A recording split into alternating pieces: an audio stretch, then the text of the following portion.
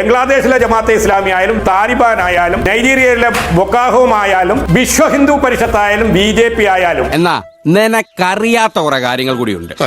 കൊലപാതകങ്ങളുടെ എണ്ണം എടുത്തു കഴിഞ്ഞാൽ ഈ പറയുന്ന ഒസാമ ബിൻ ലാദനും അൽ ഖ്വയ്ദയ്ക്കും ഐസിസിനും ബോക്കോ ഹറാമിനും ഒക്കെ തല കുനിച്ച് നാണിച്ച് നിൽക്കേണ്ടി വരുന്ന ഒരാശയം ലോകത്തിലുണ്ടെന്നുണ്ടെങ്കിൽ അത് കമ്മ്യൂണിസം മാത്രമേ ഉള്ളൂ സഖാവേ. ബംഗ്ലാദേശിലെ ജമാഅത്തെ ഇസ്ലാമി ആയാലും വേറെ ഇവിടുത്തെ ജമാഅത്തെ ഇസ്ലാമി ആയാലും താലിബാൻ ആയാലും നൈജീരിയയിലെ ബൊക്കാഹോം ആയാലും വിശ്വ ഹിന്ദു പരിഷത്തായാലും BJP ആയാലും പാവനമായ മതദർശനങ്ങളുടെ ശത്രുക്കളാണ് നിങ്ങൾ എന്നുള്ള കാര്യം BJP ഒക്കെയാണ്. പിന്നെ ഇവിടെ പറയുവാനുള്ളത് ഇത് തന്നെയാണ് പ്രശ്നം ശ്രീ ജലീൽ, ഇത് തന്നെയാണ് പ്രശ്നം, ഇതാണ് പ്രശ്നം. അല്ല ചിരിക്കേണ്ട ഈ പറയുന്ന ഒരു ബാലൻസിംഗ് ഉണ്ടല്ലോ, ഏത് ഈ ഒരു ബാലൻസിംഗ് ഉണ്ടല്ലോ, എത്ര കാലം ഈ ബാലൻസിംഗ് കൊണ്ട് നടക്കുന്നത്? എത്ര കാലം നിനക്കൊക്കെ രണ്ട് പോത്തിനെ മേടിച്ചിട്ട് പാടത്ത് പൂട്ടാൻ പൊക്കുറ മലമങ്കി. ഞാൻ എന്നോട് ചിരിച്ചു പോയതാണ്, അതൊരു ഗതികേടാണെന്ന് ഞാൻ ഉറച്ചു വിശ്വസിക്കുന്നു. പ്രിയപ്പെട്ട പ്രേക്ഷകരെ, ജമാഅത്തെ ഇസ്ലാമിയെ പറ്റി പറയുമ്പോൾ, പോപ്പുലർ ഫ്രണ്ടിനെ പറ്റി പറയുമ്പോൾ, ബൊക്കോ ഹറാമിനെ പറ്റി പറയുമ്പോൾ, അൽ ഖ്വയ്ദയെ പറ്റി പറയുമ്പോൾ ശ്രീ ജലീൽ അവിടെ ഈ തിരികെ കയറ്റുന്നുണ്ടല്ലോ BJP. തലയ്ക്ക് സുഖമില്ലാണ്ടായ എന്താ ചെയ്യാ?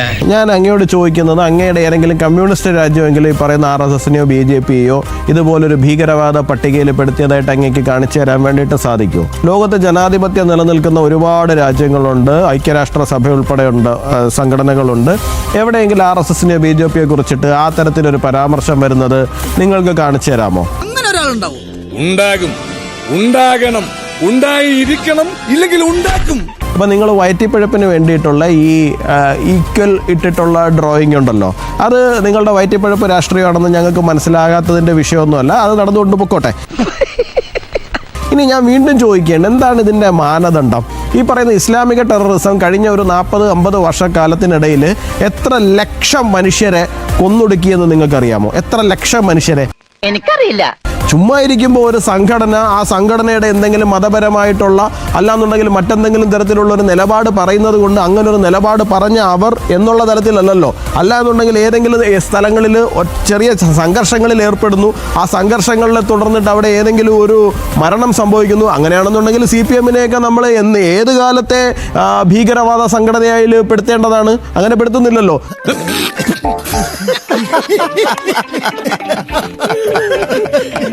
സ്വാഭാവികമായിട്ടും രണ്ട് ആശയങ്ങൾ തമ്മിൽ, രാഷ്ട്രീയ പാർട്ടികൾ തമ്മിൽ പോരാട്ടങ്ങൾ ഉണ്ടാകുന്ന സമയത്ത് 1-2 മരണങ്ങൾ സംഭവിക്കും.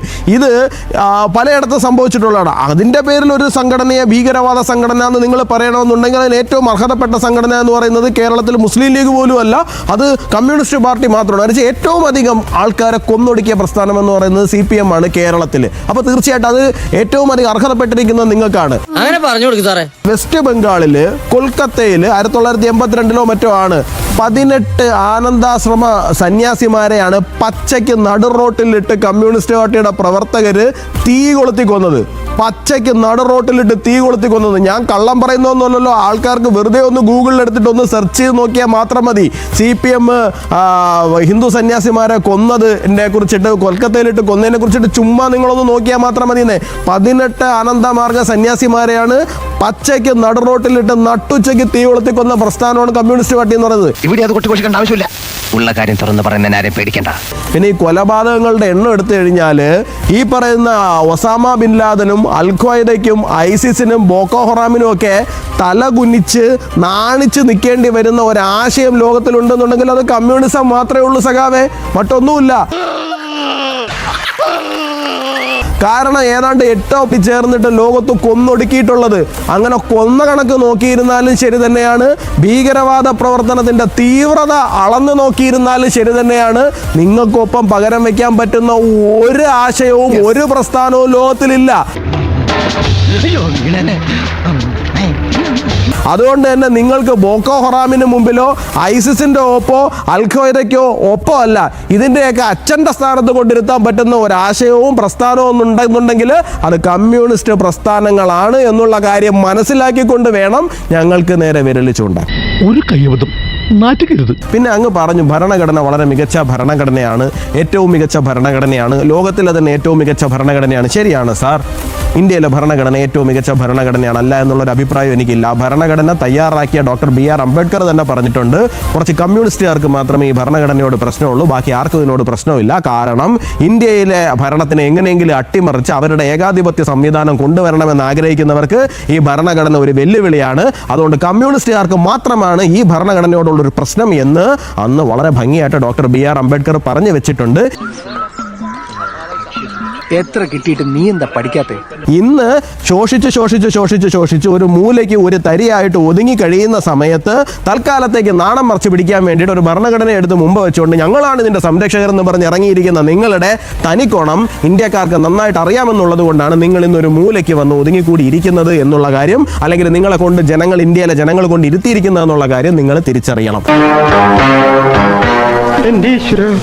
അങ്ങ് വളരെ കാര്യമായിട്ട് പറഞ്ഞ ഒരു കാര്യമാണ് മതരാജ്യങ്ങൾ. എന്താ അങ്ങ് പറഞ്ഞു വരുന്നതിൻ്റെ ഉദ്ദേശം എന്ന് പറഞ്ഞു കഴിഞ്ഞാൽ, ഭാരതീയ ജനതാ പാർട്ടി ഇന്ത്യ ഭരിക്കുകയാണ്. തീർച്ചയായിട്ടും എന്താണ് ബംഗ്ലാദേശിലെ പോലെ അല്ലെങ്കിൽ പാകിസ്ഥാനിലെ പോലെ ഒരു മതരാജ്യമാക്കി ഇതിനെ മാറ്റുമ്പോൾ ഇവിടെ വലിയ പ്രശ്നങ്ങളുണ്ടാകും. അങ്ങനെ മതരാജ്യങ്ങളായി മാറിയ എല്ലാ സ്ഥലങ്ങളിലും പ്രശ്നമുണ്ട് എന്നാണ് അങ്ങ് പറഞ്ഞു വെച്ചത്. ഞാൻ അങ്ങയോട് ചോദിച്ചോട്ടെ, പ്രത്യേകിച്ച് മതങ്ങളൊന്നും ഇല്ലാത്ത ഉത്തര കൊറിയയുടെ അവസ്ഥ എന്താ? ജനാധിപത്യം ഉണ്ടോ അവിടെ? സ്വാതന്ത്ര്യം ഉണ്ടോ അവിടെ? മനുഷ്യന് ചിരിക്കാതിരിക്കാനുള്ള സ്വാതന്ത്ര്യം ഉണ്ടോ? കൈ കൊട്ടാനുള്ള സ്വാതന്ത്ര്യം രണ്ടാമത്തെ വിഷയമാണ്. കൈ കൊട്ടാതിരിക്കാനുള്ള സ്വാതന്ത്ര്യം ഉണ്ടോ? നിങ്ങളുടെ കമ്മ്യൂണിസ്റ്റ് ഭരണാധികാരി വന്നു നിന്ന് പ്രസംഗിച്ചു കഴിഞ്ഞാൽ കൈ കൊട്ടലിന്റെ ഫോഴ്സ് കുറഞ്ഞു കഴിഞ്ഞാൽ അവനെ തലവെട്ടിക്കളയും. അതാണ് അവസ്ഥ.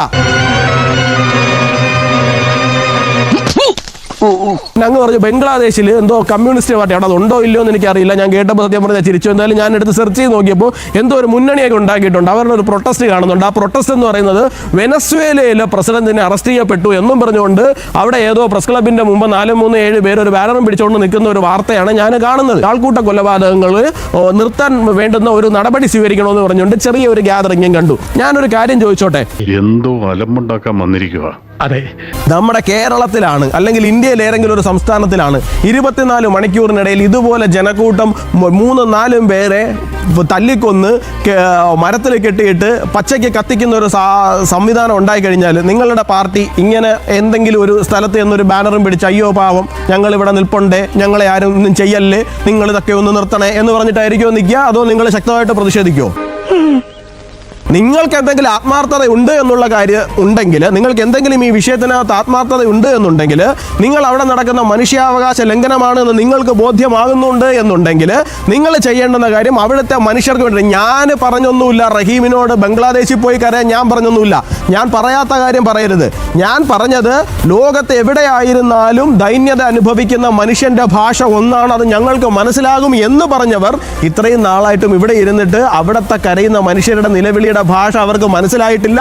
അതുകൊണ്ട് അവരുടെ ഭാഗത്തുനിന്ന് പ്രതികരണം വരുന്നില്ല എന്ന് മാത്രമാണ് ഞാൻ പറഞ്ഞത്. അല്ലാതെ നിങ്ങളുടെ റഹീമിനോട് അങ്ങോട്ട് പോകണമെന്നോ അല്ലെങ്കിൽ ഇവിടുത്തെ കമ്മ്യൂണിസ്റ്റ് പാർട്ടിയുടെ ആൾക്കാരെല്ലാം കൂടെ വണ്ടി വിളിച്ച് ബംഗ്ലാദേശിലേക്ക് പോകണമെന്നൊന്നും ഞാൻ പറയുന്നില്ല. വെറുതെ അവിടെ ചെന്നിറങ്ങിക്കഴിഞ്ഞാൽ അവിടെ സംഭവിക്കാൻ പോകുന്നത്, അവിടെ ചെന്നിറങ്ങുമ്പോൾ അവർ പറയും അവർ CPM-കാരാണെന്നൊന്നും നോക്കൂല, ഇവർ അവിശ്വാസികളാണ്, മതം നടത്താൻ വന്നവരാണെന്നും പറഞ്ഞ് പിടിച്ച് കെട്ടിയിട്ട് കത്തിക്കും. അതുകൊണ്ട് അങ്ങോട്ടൊന്നും പോകണമെന്ന് ഞാൻ പറയില്ല.